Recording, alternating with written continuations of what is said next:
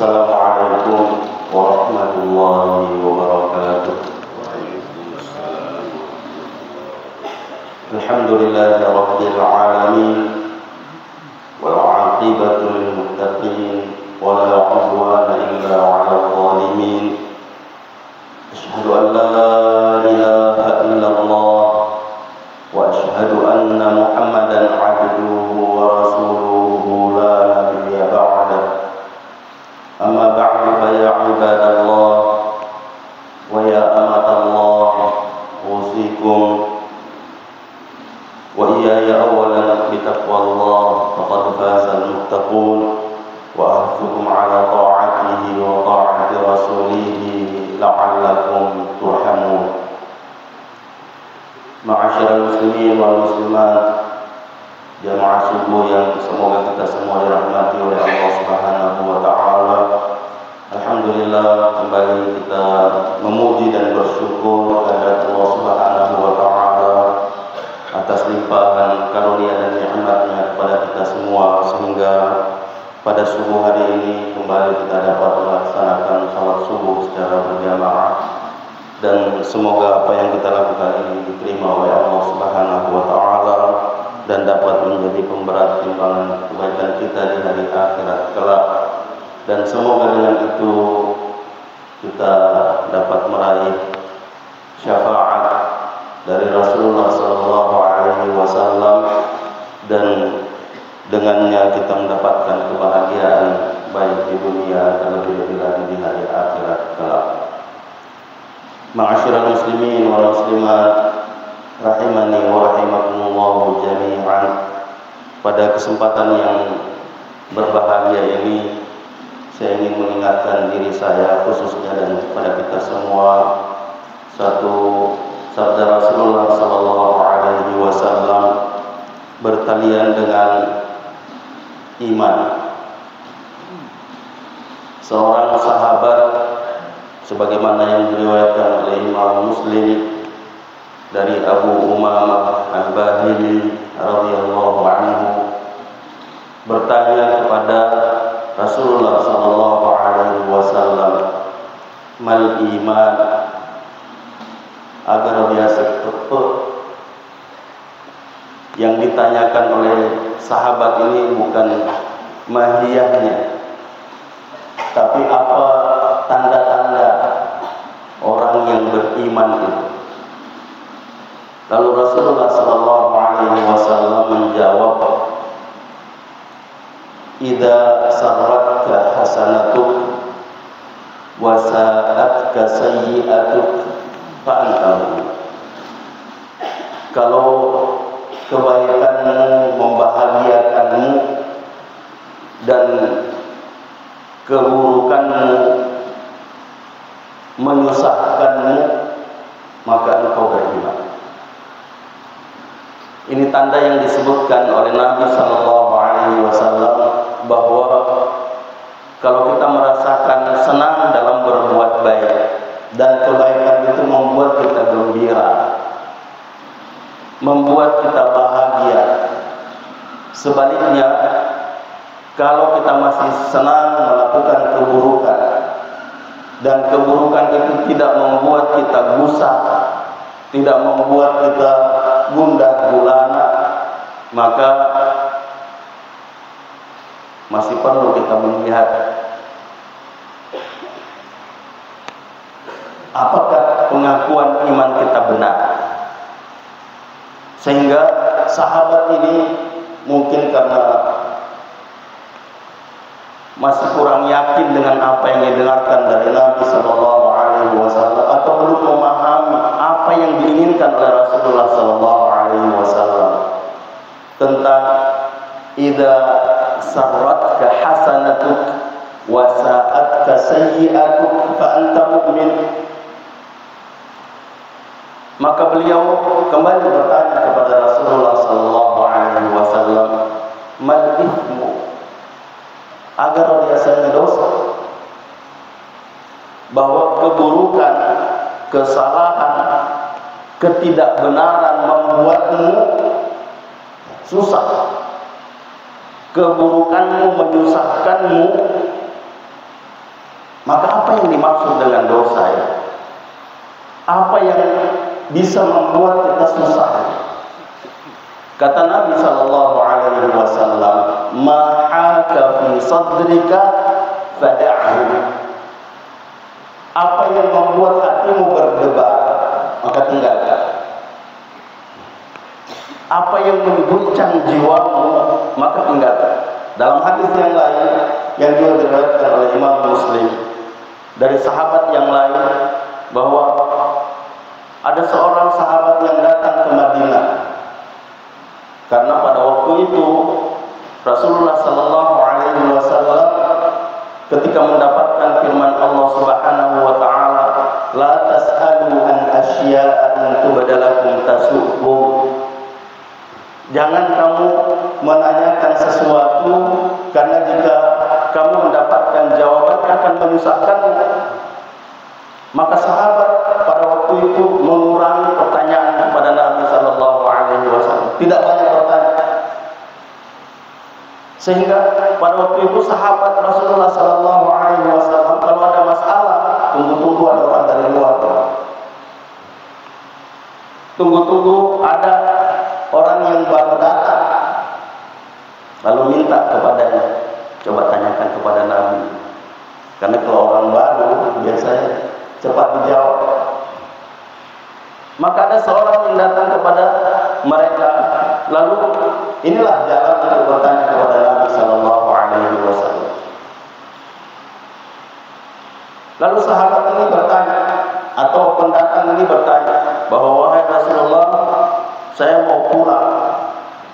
Saya mau pulang ke kampung saya.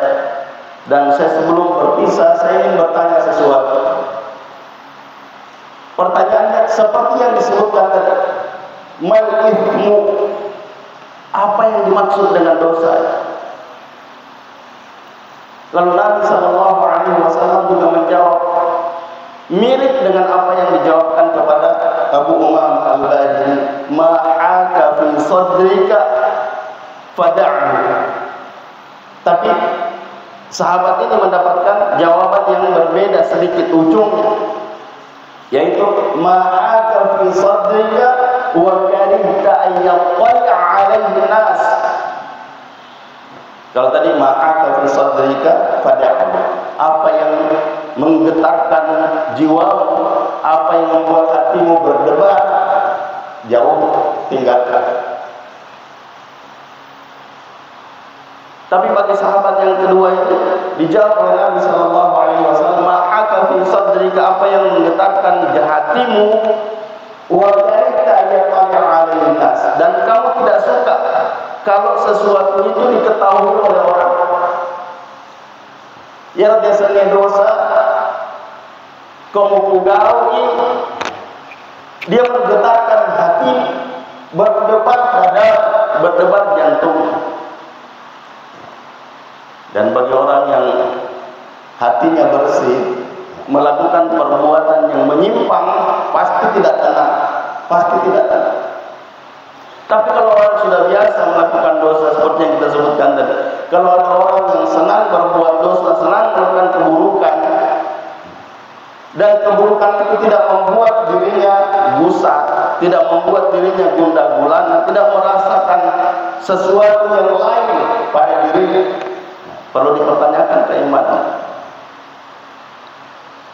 Nah, sehingga Rasulullah SAW mengatakan, wa karihta ayyattali'a 'alaihin nas, dan kamu tidak suka, kamu benci kalau perbuatan dosa itu diketahui oleh orang. Kamu selalu berusaha bagaimana merahasiakan. Sarikwa menjadi naisi tahu. Nah, seperti yang sudah sering kita ingatkan, kalau di sekitaran kita terkadang menjaga diri, mereka termintai. Tapi kalau sudah keluar daerah, berada di tempat yang lain, nah tahu kata sinjai ya, tidak ada orang yang kenal saya, tidak ada yang lihat saya.